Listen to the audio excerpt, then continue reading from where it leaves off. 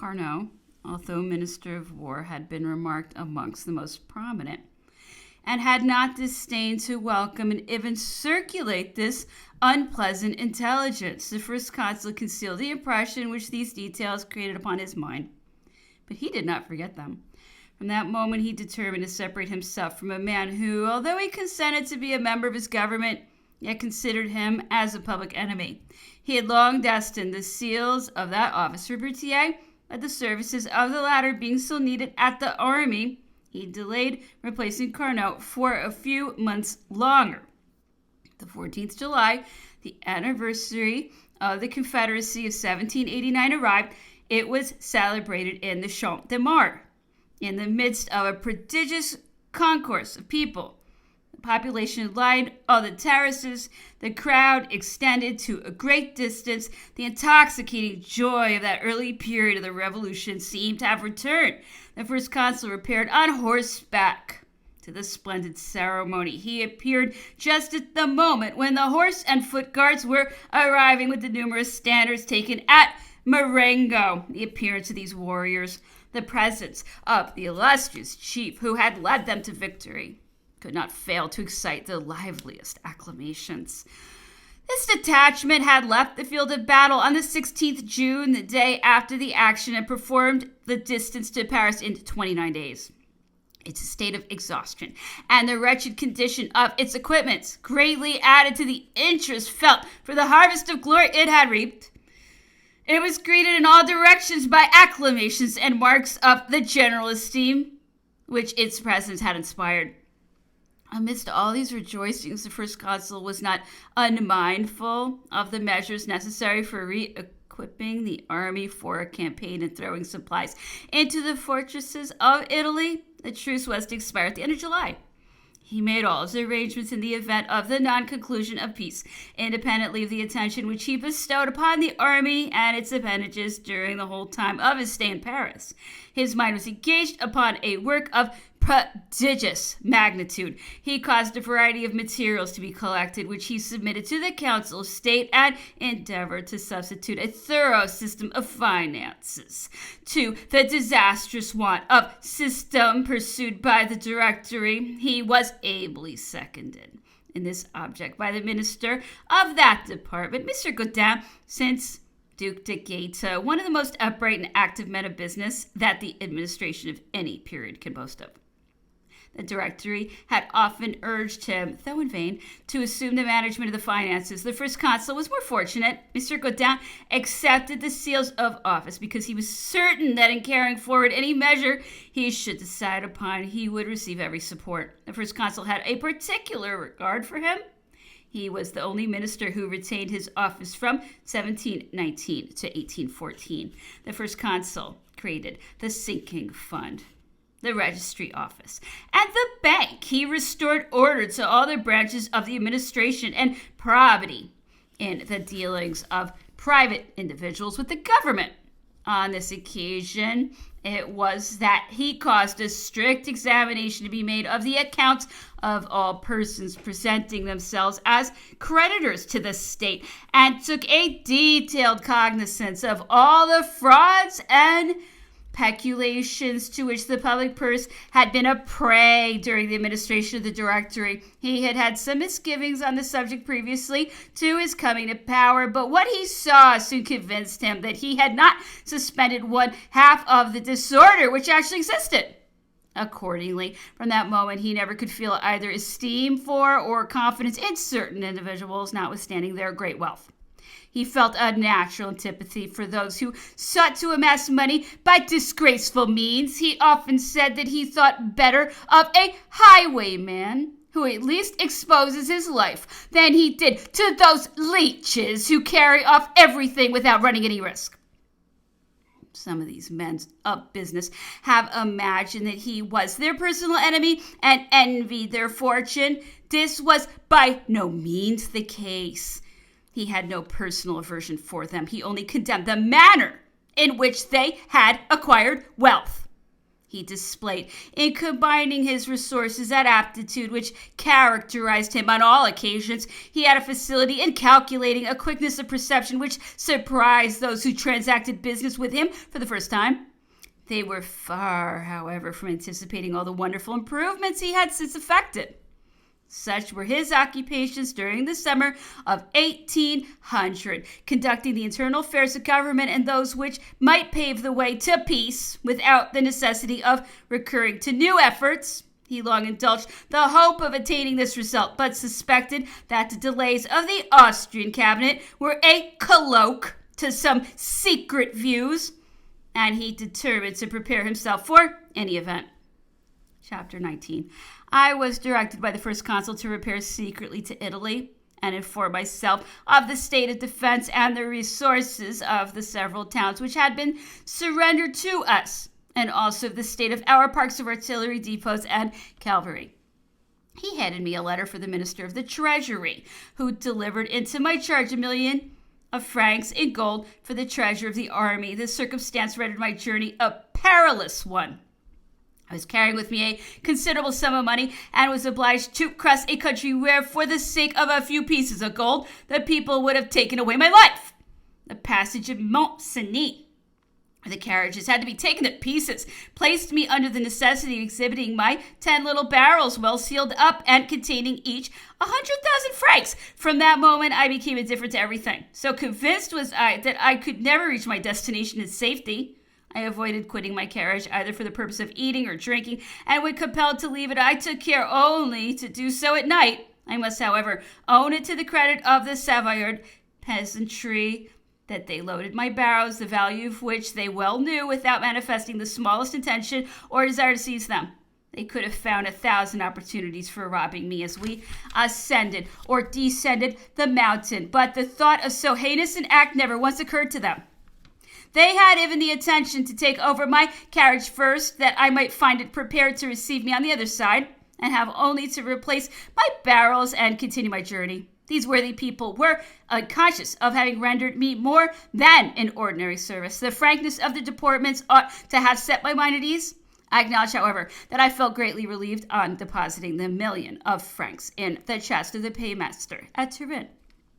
I examined in detail the places which the first consul had instructed me to visit. None of his orders had yet been complied with. I was quite lost in astonishment at finding not only they had not been provisioned, but that there had been a misapplication of part of the resources which they possessed when evacuated by the Austrians. The public voice had even singled out some chiefs as having sold the objects entrusted to their charge. These disorders had created amongst the troops a strong feeling of discontent. They still retained that bitterness of language which had grown up upon them since the days of their reverses of fortune, and loudly asked what use to them was the conquest of Italy if they were to be as miserable as when cooped up within the rocks of Genoa, and if plunderers alone were to benefit by their victories. I received many reports during my stay at Milan respecting depredations committed to a great extent by persons employed in the service of the army, and was requested to transmit them to the first consul. Several related to peculations practiced in Genoa since its reoccupation by our troops. I then discovered that there were sources of information in Italy of which the first consul could avail himself in regard to matters with which it was necessary for him to become acquainted, and that as he was known to be inexorable respecting misapplication of public money, each was anxious to point out the particular case which he felt most interest in seeing removed. I was reluctant to communicate these reports to General Massena, though I had no doubt that they had been exaggerated by the recollection of the sufferings endured whilst he was in command. On the other hand, I wished for certain explanations which the first consul would not fail to demand of me. Feeling at a loss how to direct my inquiries in a country where I was a perfect stranger, I determined to open my mind to Monsieur Petit, the intendant of the army, a man who possessed all the confidence of the chief of the state. He readily yielded to my request and had All the reports verified, a great number of which were unfortunately found to detail circumstances that had really occurred. I was preparing to return to Paris after having accomplished the object of my mission when I received a letter from the first consul directing me to return by way of Dijon and examine into the condition of the troops that were stationed there under the orders of General Brune. I quitted Italy with feelings of disappointment at what I had seen and recrossed the mountains. Upon my arrival in Paris, I delivered to the first consul the reports which had been confided to me, together with M. Petit's opinion in corroboration of the facts alleged in them. After perusing these reports, he overpowered me with questions and was greatly indignant at the recital of the disorders pointed out to his notice. Several persons were recalled from the army. Massena himself had to resign his command to General Brune a few months afterwards. The enemies of the defender Genoa appeared for a moment to have carried their point, but the first consul was under the necessity of keeping on terms with everyone. He was more especially desirous of conciliating the good opinion of the Italians, for whom he entertained a natural predilection, and whose wounded feelings might be productive of unpleasant consequences in the event of the war again breaking out. He very justly observed that it was the duty of General Massena to foresee such consequences and to repress the disorders that gave rise to them. He was more particularly displeased at the collecting of an unlawful impost upon every sack of corn that entered Genoa. It was an outrage to humanity, calculated to drive the people to despair. To impose a tax upon agricultural produce after all the sufferings which the unhappy population had endured after the famine and horrors occasioned by a long siege. This infamous traffic was, no doubt, carried on unknown to the commander-in-chief, but this did not alter its political consequences. The city would have been reduced to all the extremities of want if the chance of war had again brought the Austrians under its walls. The truce concluded with Austria had not yet expired. This power pleaded the treaty which bound her to England as a pretext for not negotiating without her intervention. She had the loss of Italy at heart and could not submit to it with a good grace.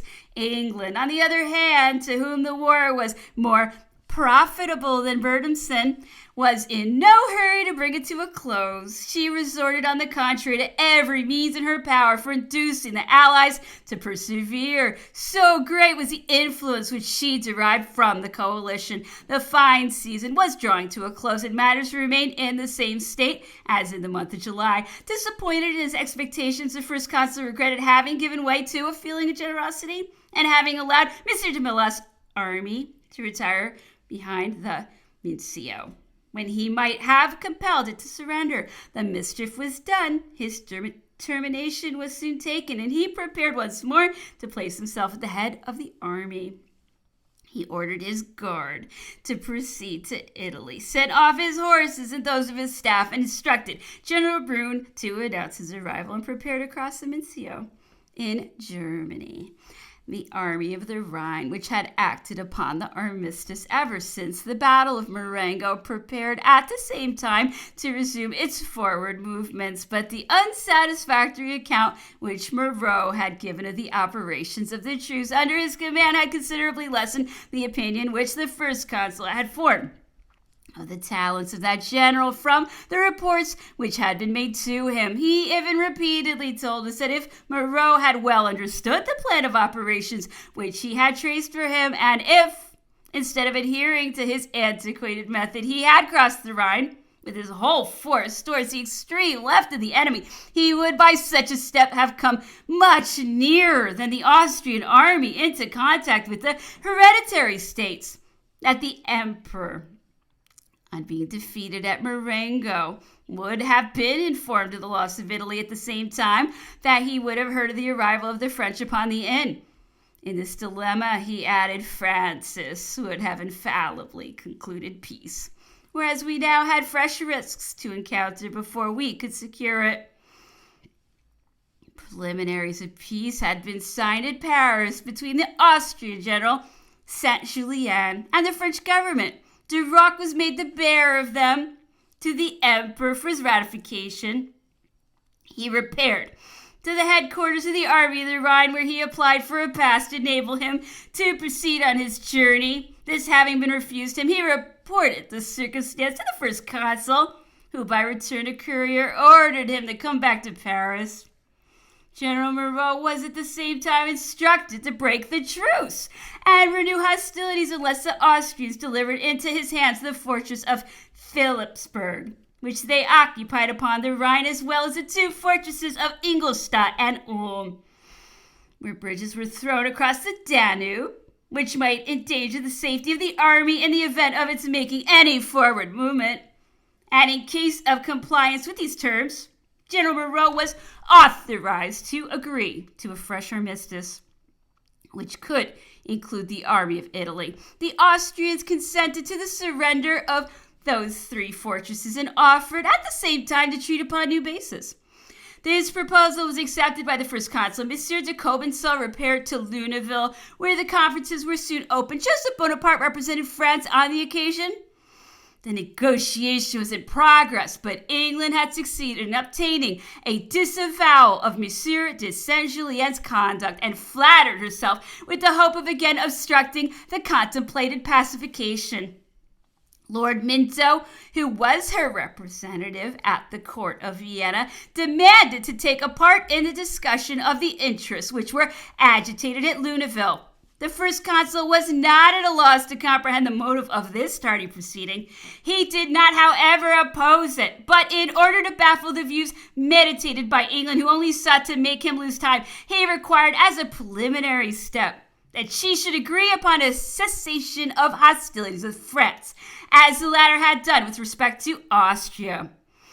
This was affording an unquestionable proof of the desire he felt for an immediate pacification. The British cabinet, which had other objects to promote, refused the armistice and yet persisted in its demand of sending a plenipotentiary to the Congress, a demand wholly inadmissible.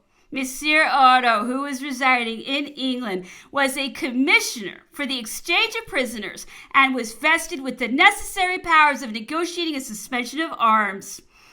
Detailed the grounds of his proposal in a note of the following tenor: the undersigned having communicated to his government the note which His Excellency Lord Grenville caused to be delivered to him under the date of 29th August, is desired to submit to him the following observations. Preliminaries of peace had been concluded and signed between His Imperial Majesty and the French Republic. The ratification of His Imperial Majesty was prevented by the intervention of Lord Minto, who has demanded that his court should be admitted as a party to the negotiations. The suspension of arms, which had only taken place on the continent in the hope of a speedy peace being concluded between the Emperor and the Republic, must accordingly cease, and will cease in effect on the 24th Fructidor, since it was only to this hope of an immediate peace that the Republic sacrificed the immense advantages which victory had secured to it. The question of a peace with Austria becomes so complicated by the intervention of England that it is impossible for the French government to prolong the duration of the armistice on the continent unless His Britannic Majesty will extend its operation to the three powers. If, therefore, the British cabinet should persist in making common cause with Austria, and if its desire of being a party in the negotiation be entertained with a sincere object in view, His Britannic Majesty will not hesitate to adopt the proposed armistice. But in the event of the said armistice not being concluded before the 24th Fructidor, hostilities with Austria will have then been resumed, and the first consul will thenceforward no longer consent to any other peace than a complete and separate peace with that power. Whilst awaiting the explanations demanded relative to the armistice, the undersigned is directed to make known to His Excellency that the places which it is attempted to assimilate to those of Germany are Malta and the maritime towns of Egypt. If it be true that a long suspension of hostilities between France and England might appear detrimental to the interests of His Britannic Majesty, it is no less true that a prolonged armistice on the continent is essentially injurious to the French Republic, so that whilst the maritime armistice would be a guarantee to France of the zeal with which England is disposed to concur in the reestablishment of peace. The Continental Armistice would also be a pledge to the British government of the sincerity of the pacific intentions of France. And as the position of Austria would no longer afford her an excuse for delaying to bring matters to a conclusion, the three powers would find in their respective interests weighty reasons for consenting, without delay, to make the sacrifices that are reciprocally called for, with the view of soon coming to terms and of concluding a general and permanent peace. Such a peace as the wishes and the hopes of the world so loudly demanded. These arguments were of a peremptory nature, and the decision upon them demanded serious reflection. If England would not consent to a special armistice with France, the armistice which the latter had concluded with Austria would not be renewed. The Aulic Council, having no means of carrying on the war, would be compelled to yield, and the peace would thus be agreed upon without the intervention of England. The British government perceived the danger, but whether they were not sufficiently alive to the extent of it, or deemed it enough to have saved appearances towards the court of Vienna, they did no more than present in an extremely diffuse and labored note a counter-project of an armistice, which would have left to France none of the advantages she had a right to expect as a compensation for those which Austria derived from the suspension of hostilities that had been granted to her. This was a sufficient indication of the spirit by which their counsels were actuated. Nevertheless, the First Consul was determined to exhaust every means of conciliation. He presented to England two modes according to which a treaty might be framed. If she desired to become a party in the negotiation with Austria, he required that she should accede to the armistice, there being no other means of establishing a point of resemblance in the respective relations of the contracting powers, and of imposing upon each the desire as well as the necessity of coming to a conclusion. If, on the other hand, England wished to enter into a separate negotiation with France, the First Consul accepted the project of armistice presented by the British ministry. He went still farther. He put off for 8 days the resumption of hostilities as a fresh proof of his pacific intentions. But this considerate conduct on his part only gave rise to fresh doubts, to unjust allegations. He spurned them through his plenipotentiary and trusted to the chance of war, the settlement of a question which the trammels of diplomacy were endeavoring to elude. The official document ran as follows. It has been a source of regret to the undersigned during the whole course of the negotiation entrusted to him that the absence of more direct communications with His Britannic Majesty's ministers should have made it impossible for him to give the requisite developments to his official overtures. This inconvenience is greatly enhanced by the result of his last communications, which are answered by the note he has had the honor to receive under the date of 20th instant. The first part of that note appearing to doubt the sincerity of intention of the French government in its endeavors to open negotiations for a general peace. The undersigned must, on this subject, enter some details which will fully justify the conduct of the First Consul. The alternative proposed of a separate peace, in case His Britannic Majesty should not agree to the conditions of a general armistice, is so far from exhibiting a want of sincerity that it furnishes, on the contrary, the strongest proof of the conciliatory dispositions of the First Consul. It is a necessary consequence of the declaration made by the undersigned.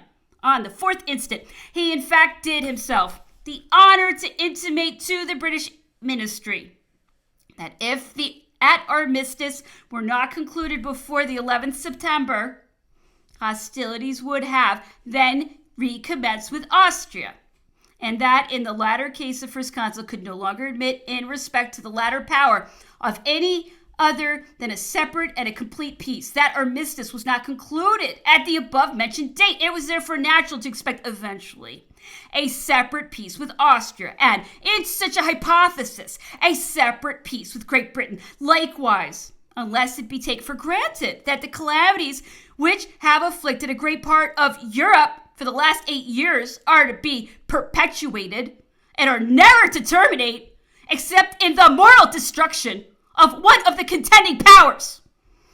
It is not therefore a proposal of the French government that His Britannic Majesty should separate his interests from those of his allies, but having in vain attempted to unite them to one common center and finding them separated de facto by the refusal of England to lay down at the shrine of peace some private advantages which France on her part had already sacrificed. The First Consul has given a French proof of his pacific intentions by pointing out another means of conciliation, which proof the course of events will sooner or later bring to light.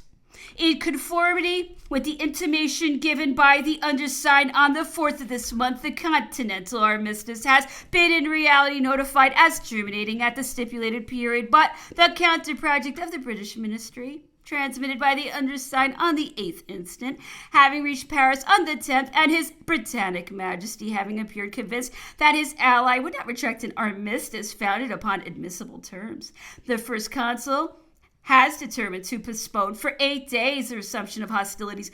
Orders have been accordingly dispatched to the armies of Germany and Italy, and in case those orders should have arrived too late in the latter country, and the French generals should have obtained some success consequent upon any military operations, they have been instructed to resume the position which they occupied on the precise day on which hostilities were renewed.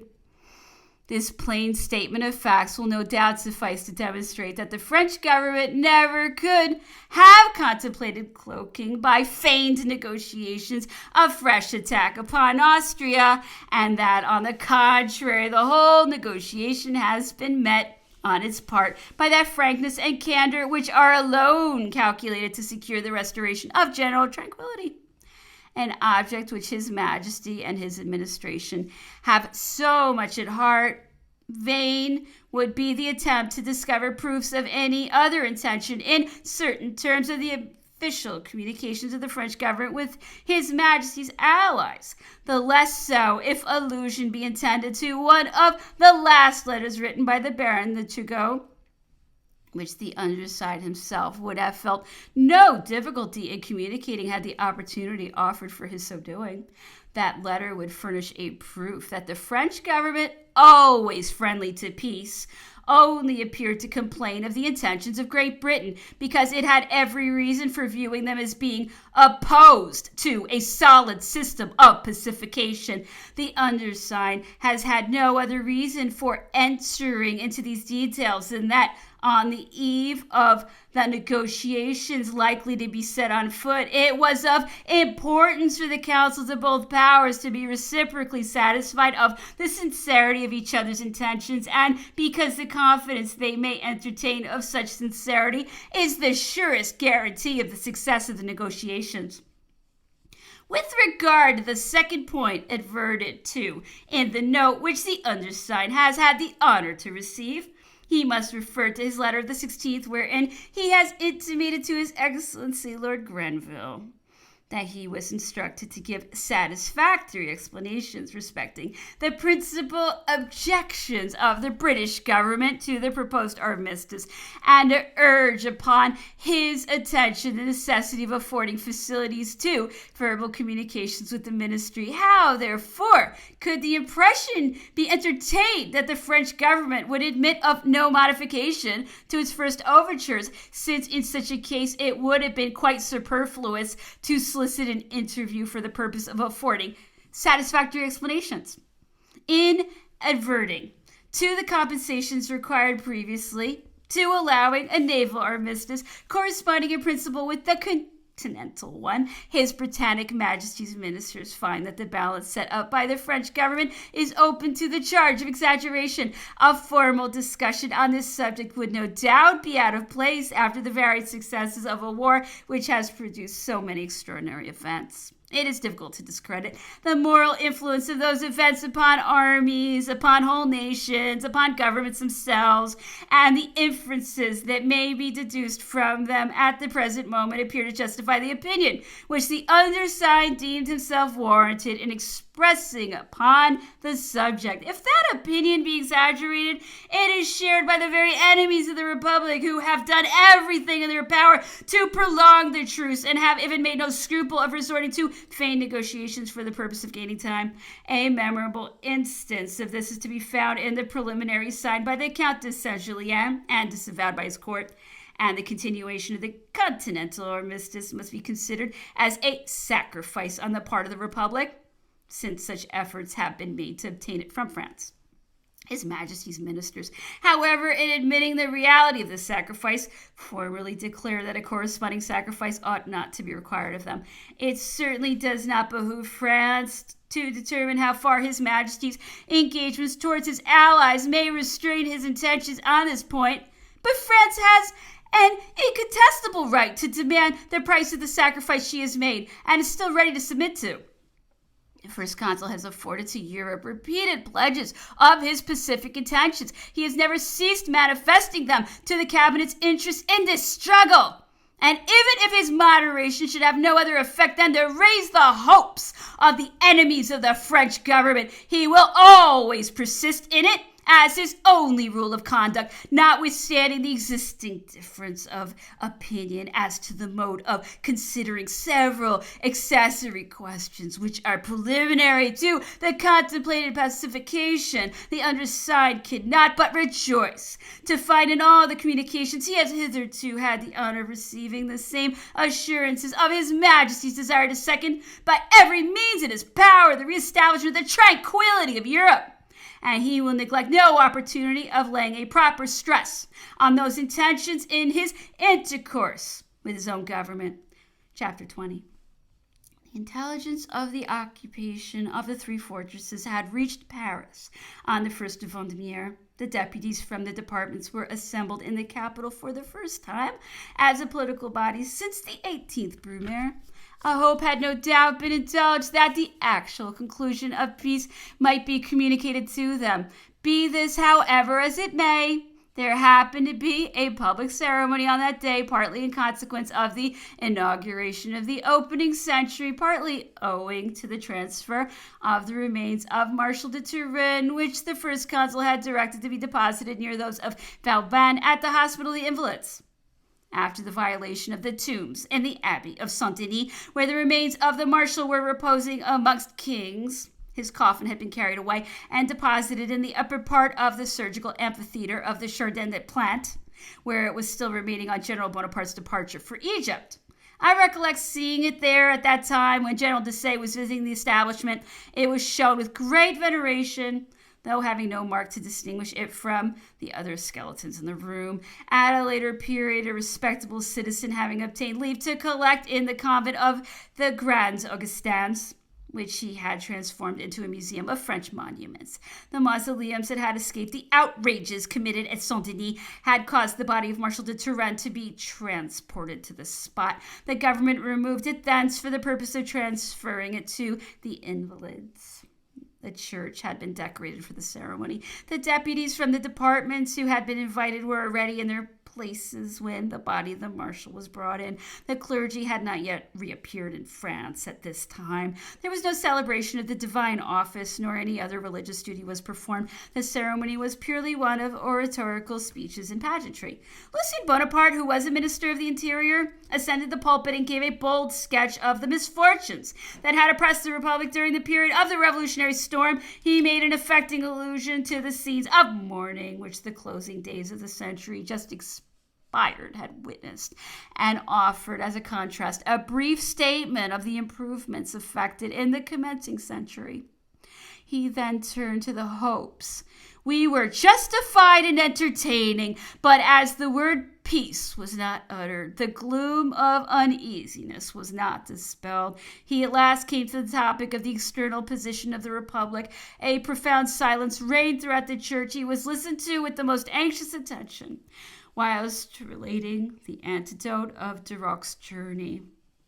The refusal to allow him passports to proceed to Vienna, the order given in consequence to General Moreau that he should declare the armistice at an end, and immediately resume hostilities unless Ulm, Ingolstadt, and Philipsburg were delivered up to him.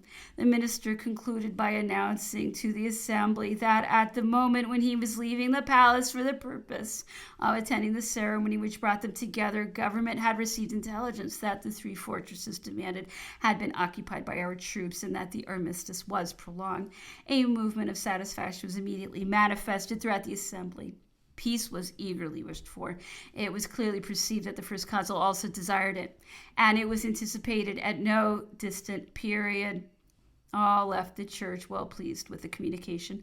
The refusal made by Austria to grant passports to General de Rock at the same time that it compelled that power to purchase the prolongation of the armistice at so high a price denoted a spirit of irresolution, the cause of which was not to be mistaken. It was clear that Austria was under the influence of England and that the latter swayed her decisions, but as it was unlikely that Germany would sacrifice herself for the gratification of her ally, it is clear that she expected support or had agreed upon an ultimatum beyond which she was at liberty to enter upon a separate treaty. Whatever that ultimatum might have been, the first consul, who was quite prepared, could only lose by prolonging the armistice. He determined upon breaking it, as I have already related, and ordered the armies of the Rhine and of Italy to announce the resumption of hostilities.